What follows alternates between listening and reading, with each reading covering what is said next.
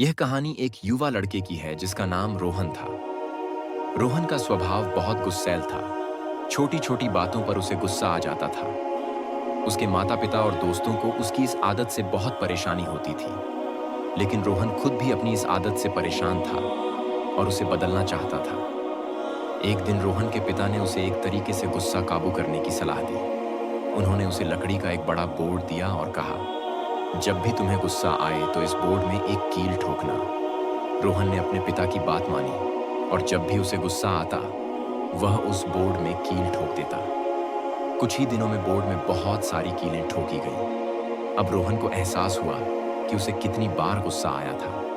धीरे धीरे वह गुस्से को रोकने की कोशिश करने लगा और कोशिश करने पर उसे गुस्सा कम आने लगा। कुछ समय बाद जब उसने अपने गुस्से पर काबू पा लिया तो उसके पिता ने उससे कहा, अब हर दिन जब तुम अपने गुस्से पर काबू पा लेते हो तो एक कील निकाल देना। धीरे धीरे उसने सारे कीलें निकाल दी। अंत में उसके पिता ने उसे उस बोर्ड को दिखाते हुए कहा, बेटा देखो, कीलें तो निकल गई लेकिन निशान रह गए। यही होता है जब हम गुस्से में किसी से कुछ बुरा कहते हैं। हम चाहे बाद में माफी मांग लें लेकिन हमारे शब्दों के निशान दूसरों के दिल पर रह जाते हैं। इस बात से रोहन को बहुत बड़ी सीख मिली।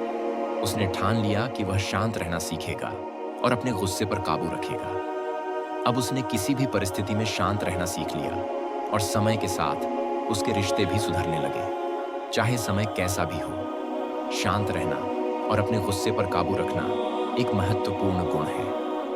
यह न केवल हमारे रिश्तों को बेहतर बनाता है बल्कि हमें भी मानसिक शांति देता है। दोस्तों, कहानी पसंद आई हो तो वीडियो को एक लाइक जरूर करें जिससे यह प्रेरणादायक कहानी ज्यादा से ज्यादा लोगों तक पहुंच सके। दोस्तों, आज के लिए इतना ही। आपको किस बात पर गुस्सा आता है हमें एक कमेंट करके जरूर बताएं।